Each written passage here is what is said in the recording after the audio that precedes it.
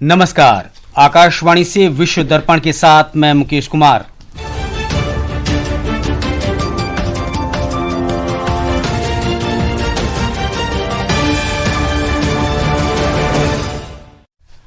राष्ट्रमंडल देशों की संसदों के अध्यक्ष और पीठासीन अधिकारियों का 28वां सम्मेलन आज नई दिल्ली में शुरू होगा। विदेश मंत्री सुब्रमण्यम जयशंकर ने अमेरिका के विदेश मंत्री मार्को रूबियो से फोन पर बातचीत की। अमेरिका के राष्ट्रपति डोनाल्ड ट्रंप ने कहा, अगर ईरान के अधिकारी देश में जारी अशांति के बीच प्रदर्शनकारियों को फांसी देंगे तो अमेरिका कड़ी कार्रवाई करेगा। और अमेरिका ने मुस्लिम ब्रदरहुड की 3 शाखाओं को आतंकी संगठन घोषित किया। और भारत और न्यूजीलैंड के बीच दूसरा एकदिवसीय अंतर्राष्ट्रीय क्रिकेट मैच आज राजकोट में।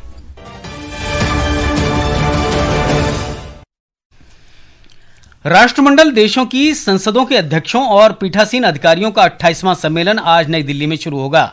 सम्मेलन में आज स्थायी समिति की बैठक होगी। लोकसभा अध्यक्ष ओम बिरला बैठक की अध्यक्षता करेंगे। हमारी संवाददाता ने बताया है कि प्रधानमंत्री नरेंद्र मोदी कल संविधान सदन के ऐतिहासिक केंद्रीय कक्ष में सम्मेलन का औपचारिक उद्घाटन करेंगे। 3 दिन के इस सम्मेलन में 60 से अधिक राष्ट्रमंडल देशों और अर्ध स्वायत्त संसदों के अध्यक्ष और पीठासीन अधिकारी भाग लेंगे। इसका उद्देश्य संसदीय लोकतंत्र के विभिन्न स्वरूपों के बारे में ज्ञान और समझ को बढ़ावा देना और संसदीय संस्थाओं का विकास करना है। सम्मेलन के दौरान संसद में AI के उपयोग, प्रतिभागियों के बीच सर्वोत्तम प्रथाओं और नवीन विचारों को साझा करने, सांसदों पर सोशल मीडिया के प्रभाव, संसद के बारे में जनता की समझ को बढ़ाने और सांसदों की सुरक्षा, स्वास्थ्य और कल्याण सहित विभिन्न विषयों पर सत्र आयोजित किए जाएंगे। सम्मेलन की बैठक के समापन के बाद लोकसभा अध्यक्ष यूके हाउस ऑफ कॉमन्स के अध्यक्ष लिंडसे होयल को इसकी अध्यक्षता सौंपेंगे। अनुपम की रिपोर्ट के साथ समाचार कक्ष से फरहत नाज।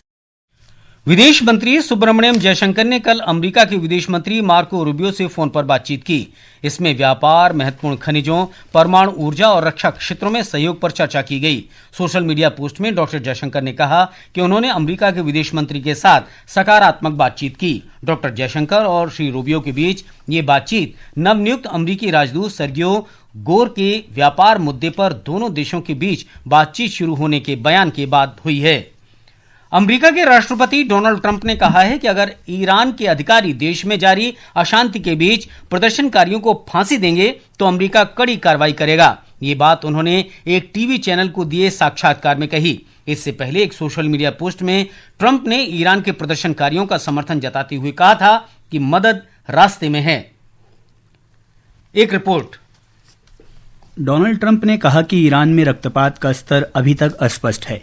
वे इस स्थिति पर जानकारी की प्रतीक्षा कर रहे हैं।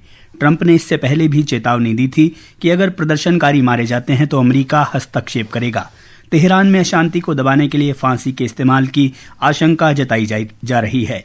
अभियोजकों ने कहा है कि हिरासत में लिए गए कुछ लोगों पर मृत्युदंड के आरोप लग सकते हैं।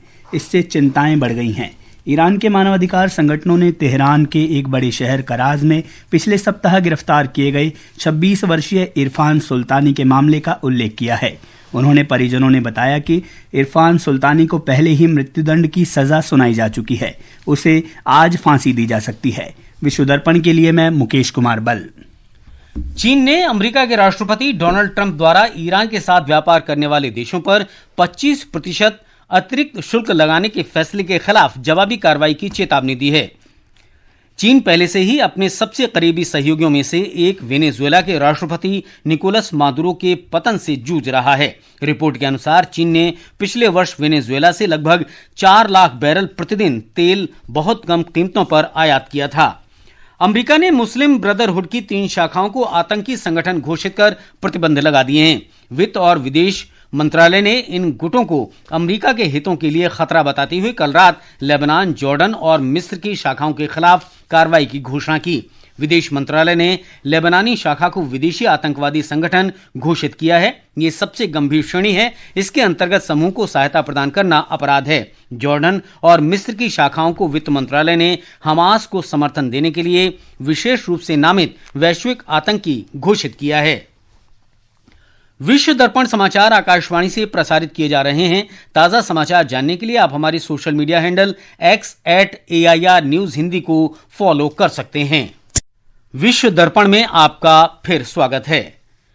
ब्रिटेन के 4 सांसदों ने फरवरी में होने वाले चुनाव से पहले बांग्लादेश में मोहम्मद यूनिस के नेतृत्व वाली अंतरिम सरकार के व्यापक रूप से समर्थित राजनीतिक दलों पर लगाए गए प्रतिबंध पर गंभीर चिंता व्यक्त की है। उन्होंने कहा कि यह कदम संयुक्त राष्ट्र के साथ साथ ब्रिटेन और अन्य सहयोगियों के दिशा निर्देशों की अवहेलना है। बॉब ब्लैकमैन, जिम शेनन, जस अथवाल और क्रिस लॉ सहित विभिन्न दलों के ब्रिटिश सांसदों ने इस बात पर बल दिया कि मोहम्मद यूनिस के नेतृत्व वाली गैर निर्वाचित अंतरिम सरकार को बांग्लादेशी मतदाताओं पर इस तरह के प्रतिबंध नहीं लगाने चाहिए थे। उन्होंने चेतावनी दी कि प्रमुख राजनीतिक दलों को बाहर रखने वाले किसी भी चुनाव को लोकतांत्रिक नहीं माना जाएगा। सांसदों ने अपने बयान में कहा कि शेख हसीना के नेतृत्व वाली अवामी लीग के सत्ता से हटने और 2024 में अंतरिम सरकार के गठन के बाद पहली बार 12 फरवरी को होने वाले राष्ट्रीय चुनाव से पहले बांग्लादेश चहुमुखी दुविधाओं से घिरा है। विश्व दर्पण के लिए समाचार कक्ष से प्रियंका अरोड़ा। नेपाल में नेपाली कांग्रेस के विशेष आम सम्मेलन में पार्टी के मौजूदा संविधान के अनुसार चुनाव कराने का निर्णय लिया गया है। इसमें एक अध्यक्ष, 2 उपाध्यक्ष, 2 महासचिव, 8 संयुक्त महासचिव और 121 सदस्य चुने जाएंगे। मतदान मंगलवार रात 9 बजे शुरू होगा। मतदान के तुरंत बाद मतगणना शुरू हो जाएगी और परिणाम घोषित किए जाएंगे। नेपाली कांग्रेस का आम सम्मेलन रविवार से काठमांडू में आयोजित किया जा रहा है। इसमें राष्ट्रीय कांग्रेस के विभिन्न गुट भाग ले रहे हैं। पाकिस्तान और ईरान से निर्वासित कई हजारों अफगान महिलाएं और परिवार गरीबी, आवास की कमी तथा बढ़ती मानवाधिकार चिंताओं का सामना कर रहे हैं। अंतर्राष्ट्रीय प्रवासन संगठन ने चेतावनी दी है कि 20 लाख से अधिक स्वदेश लौटने वाली महिलाओं को आजीविका संबंधी चुनौतियों का सामना करना पड़ रहा है। संयुक्त राष्ट्र की रिपोर्ट के अनुसार अफगानिस्तान से लौटे लोगों में केवल 11% ही रोजगार प्राप्त कर रहे हैं, जबकि 4 में से 1 के पास पर्याप्त आवास भी नहीं है। उत्तरी माली के टिम्बकटू में नाइजर नदी तट पर एक नौका के डूबने से कई लोगों की मौत हो गई है। इस घटना में 38 लोगों की मौत और 23 लोगों को बचाए जाने की पुष्टि की गई है। यूक्रेन में रूस के ड्रोन हमलों के बाद उत्तर पूर्वी शहर खार्किव में 4 लोगों की मौत हो गई। यूक्रेन की वायुसेना ने बताया कि रूस ने रात भर यूक्रेन पर 293 ड्रोन और 18 मिसाइलें दागी। वायुसेना ने कहा कि रक्षा इकाइयों ने 240 ड्रोन और 7 मिसाइलों को मार गिराया। विदेश मंत्री सुब्रमण्यम जयशंकर ने कहा है कि भारत प्रधानमंत्री नरेंद्र मोदी के मार्गदर्शन में मानवता प्रथम और जन केंद्रित दृष्टिकोण के साथ ब्रिक्स की अध्यक्षता कर रहा है। डॉक्टर जयशंकर ने कहा कि इस वर्ष होने वाले ब्रिक्स शिखर सम्मेलन का विषय लचीलापन, नवाचार, सहयोग और स्थिरता प्रमुख प्राथमिकताओं में है। तेलंगाना में 3 दिन का मकर संक्रांति पर्व पारंपरिक उत्साह और उल्लास के साथ भोगी उत्सव मनाए जाने के साथ शुरू हो गया है। फसल कटाई के बाद का 3 दिन का यह त्योहार राज्य में विशेष रूप से ग्रामीण क्षेत्रों में मनाया जा रहा है। एक रिपोर्ट। पहले दिन का संक्रांति उत्सव आज सुबह सुबह जलाई गई एक अलाव से भोगी मंतालू के साथ शुरू हुआ। बच्चों के साथ मिलकर लोगों ने अपने आंगन, सड़क किनारे और चौराहों पर अलाव जलाई। चली चली रे पतंग मेरी चली रे, चली बादलों के पार होके डोर पे सवार, सारी दुनिया ये देख देख चली रे।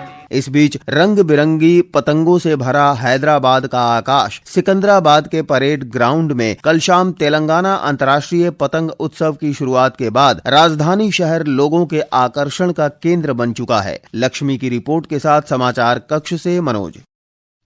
श्रीलंका में कल मुख्य थाई पोंगल दिवस का आयोजन होगा। ये उत्सव 4 दिन तक चलेगा। उत्सव की शुरुआत आज भोगी पोंगल से होगी। और भारत और न्यूजीलैंड के बीच 3 मैचों की 1 दिवसीय क्रिकेट श्रृंखला का दूसरा मैच आज राजकोट में खेला जाएगा। ये मैच दोपहर बाद 1:30 से शुरू होगा। और अंत में मुख्य समाचार एक बार फिर। राष्ट्रमंडल देशों की संसदों के अध्यक्ष और पीठासीन अधिकारियों का 28वां सम्मेलन आज से नई दिल्ली में। विदेश मंत्री सुब्रमण्यम जयशंकर और अमेरिका के विदेश मंत्री मार्को रूबियो ने व्यापार, महत्वपूर्ण खनिजों, परमाणु ऊर्जा और रक्षा क्षेत्रों में सहयोग पर फोन पर चर्चा की। अमेरिका के राष्ट्रपति डोनाल्ड ट्रंप की ईरान को चेतावनी, प्रदर्शनकारियों को फांसी देने पर अमेरिका ईरान पर कड़ी कार्रवाई करेगा। अमेरिका ने मिस्र, लेबनान और जॉर्डन में मुस्लिम ब्रदरहुड की शाखाओं को आतंकी संगठन घोषित किया। और भारत और न्यूजीलैंड के बीच दूसरा 1 दिवसीय अंतर्राष्ट्रीय क्रिकेट मैच आज राजकोट में। दर्पण का ये अंक समाप्त हुआ। नमस्कार।